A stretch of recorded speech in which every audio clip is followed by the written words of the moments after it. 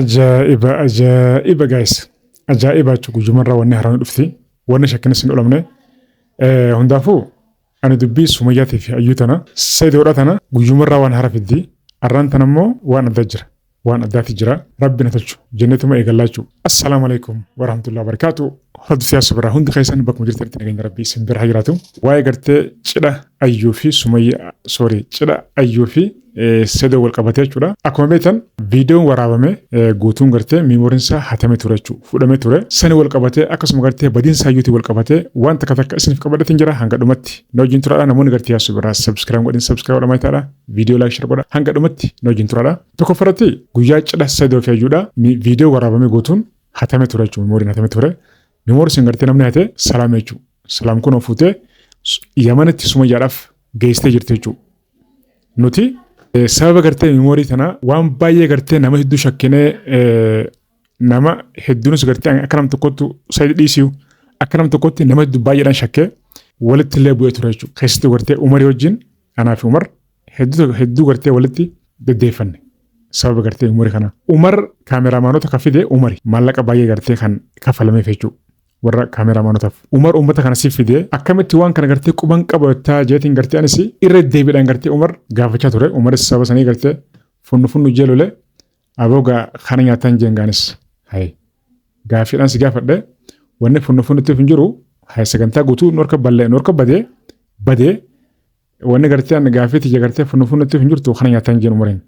Saba sanii hafe Umariu walitti wanna inni jechuudha. Akkasuma gartee Umaris toomee ture. Yoo gartee viidiyoo sarara ilaaltanii Umar toomee ture nama wajjin nama wayiti wajjin. Umar maal kan juute waan hin gartee hin beekne waan hin gartee hin quban qabne irratti Sayidoon gartee na tumsiisee namatti erga na tumsiisee jeeti. Viidiyoo illee arabe ture Umar. Sababa gartee miimoorii tanaa jechuudha. Sababa gartee viidiyoon sargiidhaa hatamuudha irratti wal qabate jechuudha. Garuu Umaris quban qabu jaa hundaafuu Sumayyaan gartee achi teessee shirri gartee isiin xaxxee guyyaa cidhaatiin gartee miimooriin gartee ka fudhamu gochuu dandeessee jirti jechuudha Sumayyaan. Salaam ergitee salaam sagantaa cidhaa gartee guddaa san kan gartee nuti itti laffaanee keessummoonni gartee garaagaraa baalasalxaanota waan baay'eedha jira. Sagantaa bareedaa ka ture itti laffaamee gartee kan dalagamaa ture itti yaaddee Sumayyaan gama gartee salaamitiin miimoorii hachisiiftee jechuudha. Miimoorii futicha geesseef. Akkasitti Yamani geesseef jechuudha. Salaamachuun gartee nama addaati. Nama addaati. Guyyaa cidhaa sanii keessummoo gartee baay'ee dhufe.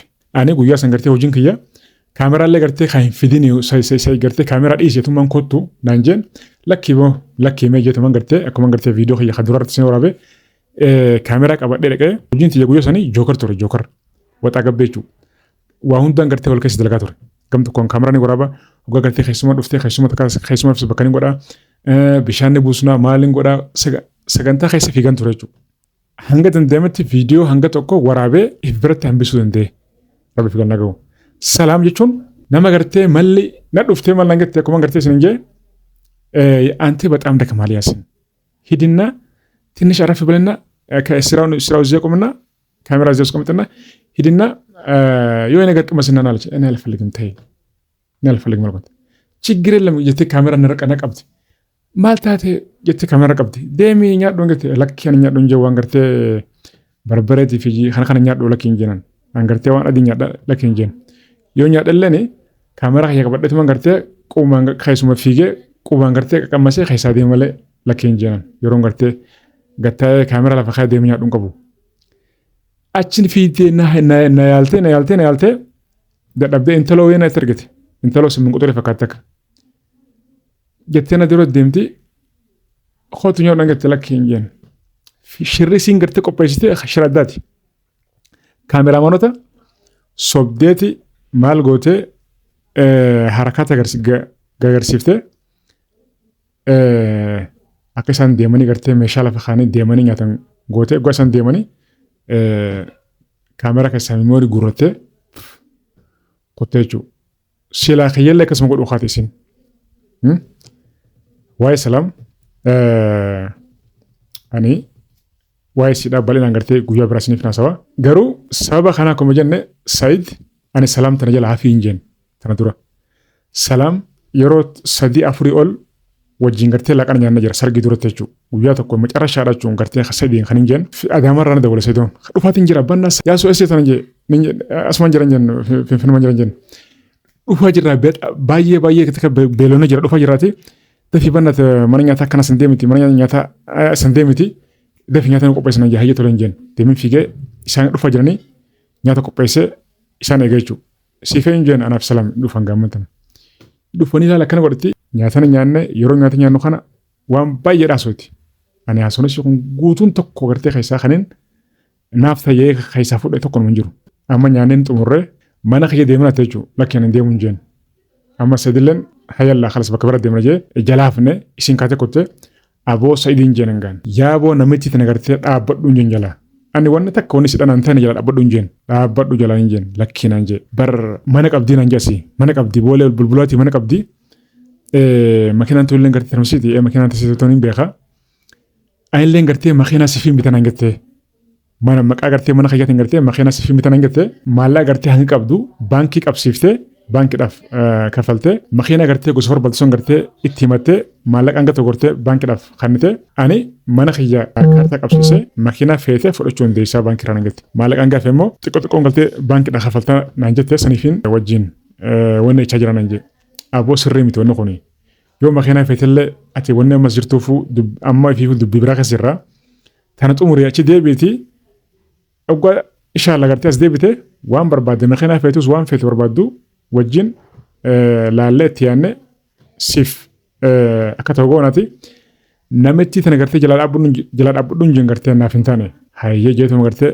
aboo dhiisa rakkoon qaban jeetuma mataa kana jeetuma callisa jechuudha hayyee ittuma dhiise guyyaa kanas ni dhufe guyyaa biras makiinaa isiidhaa qabatee fiigaa dhufe oofaa wajjin magaalaa keessa deemaa oolle hajaawatee fi ani makiinuma tana keessa hoggaan seenee mataan kiyya akka nama gartee waa duraa badanii akka namatti gartee ziqi jeetuma ta'a yeroo gartee fi makiinaa raayii kireeffadhee fiigu guyyaa guutuu fataan jaa makiinaa si hoggaan ol seene qaamni kiyya guutuun hidhame waan kanaaf hin beekan guyyaadhuma aboon arrabooda si gartee namichi tana wajjin jiru bibilteen ayyaamin hin jeen baas an gartee arrabooda naaf gaa wayin hangatte isi waan amma waan isin hangatte san gartee amma anasitti dubbadhu arrabooda ayyaamin hin jeen ammaan tana kunoo waa'ee isiidhaa waa'ee salaamtana ani ittuma nama jechuu taa'ee hin jeen namitti tana jala na dhaga'u jidee guyyaa tokkos fuudheeti adaamaa maatii isaanii bira geessee achi wajjin fataa jechaa oolanii achittillee anis achi haajaa biraatiifin adaamaa ture achi wal garree achittillee gartee wajjumaan oollee ani achi dhiise bira gama isaatti sagalee karaa finfinnee ol deebi'ee guyyaan kun guyyaa dhumaati jechuudha.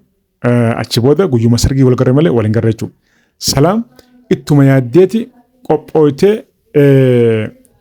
sagantaa isa iddoo agartee balleessuudhaaf itti yaaddee kan hunda gartee raawwattee jechuudha.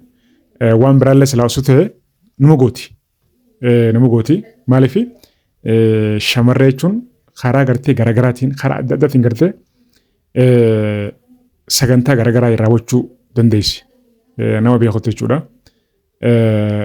Salaam gocha gartee hamaadha gartee nurratti hojjettee kutte. Gocha hamaa nurratti hojjettee garuu dandamanna jirra. Silaawwan biraa ta'ellee nama gootee jechuudha.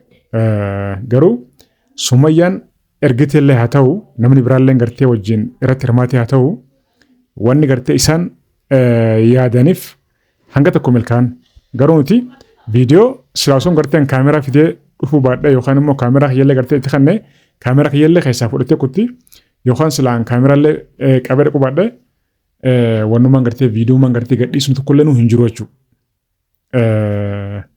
Hundaafuu dandamanna jira. Wanni isaan gartee yaadan hin milkoonee fi dandamanna jira jechuudha. Waa'ee gartee ayyuutii wal qabatee ayyuu barbaachisaadha jirra hangamatti hin mul'anne.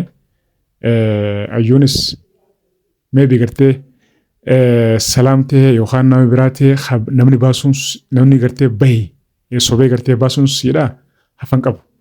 Nama baase malee akkanumatti gartee miciyyoon gartee duraan gartee sa'idiin na fuudhee jettee akkasitti uu'attee gartee sa'idiif lubbuu dhabdu guyyaa cidhaatiin gartee osoo gartee wajjinillee gartee fataattee wajjinillee hin ciisin wajjinillee rafin dhiistee deemuun siidhaa. Ani gartee waan muhammaateetu isii ofii malee waan nagaa miti. Waan muhammaatee gartee isii qotiisi malee waan nagaa miti. Yookaan fayyuma hin qabne. Yookaan immoo nama baasee yookaan salaamumaa ta'u malee gartee akkuma gartee miimoorii baastee kana baasee yookaan immoo akkuma ta'e shayxaanumaa ta'u gartee mataa seenee mataa jalaa fi gubbaa jalaa hanga gubbaatti itti seenee shayxaanii fuudhee qochise. ayyoo jechuudha. Malee akkanumatti miti namni fayyaa qabu kattee waa hin deemu jechuudha. Akkasii rabbi haa mul'isu hundi keenya dhiphachaa jirra.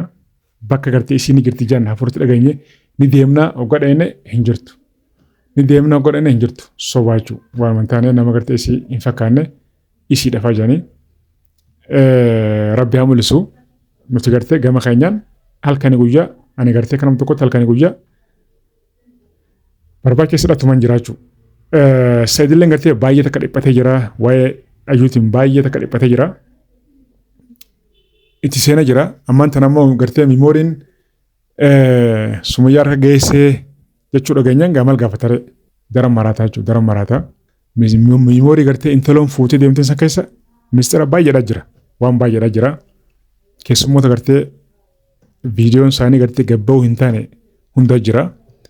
Ani miimoorii gartee viidiyoon gartee hanga nuti gartee gadhiisan san keessa viidiyoon gartee gadhiisan san keessa sargidha. Viidiyoo sargidha gartee kan waraabee gadhiisan keessa keessummoota gartee jabaa kan gartee an irraa hambisa jira. Gartee viidiyoon isaanii gartee gabba'uu hin taane jechuudha. Amma san hunda fuutee Sumayyaa geessite. Dubbiin dheertuudha. Dubbiin Saayidii fi Ayyuudha. Sumayyaadha.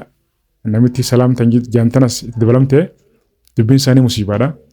Rabbiin gartee gam tokko haa qabu. Duraan gartee Umaritti qubalachaa turre. Umar ammoo hanga tokko ammaan tana meebii gartee najaa beena fakkaata. Yoo gartee wanni biraa gartee ammas duubaan ka'uu baatte yoo ni gartee inni harka isaa qabachuu baate jechuudha. Akkasii hundaafuu Ayyuu Rabbi haa mul'isu. Amma nama bade Rabbi haa mul'isu. Ayyuu Rabbi haa mul'isu. Saayidoo gartee Rabbiin gartee sammuusaa gartee walitti sassab godhee walitti godhee walitti deebisee fi gama tokko Rabbi isaa qabu jaatii dura godhaa fi ani waan biraan jiru toltu mayyaata hundaafuu. Galatuma ulfaadhaa viidiyoo laayik share godhaa yoo gartee wanni haaroonni wanni gartee isin dhagoo qabdu yoo jiraate isin biraan hin ga'a hanga dhumatti waan ajjintu taniif galatuma ulfaadhaa. Salaamu alaikum.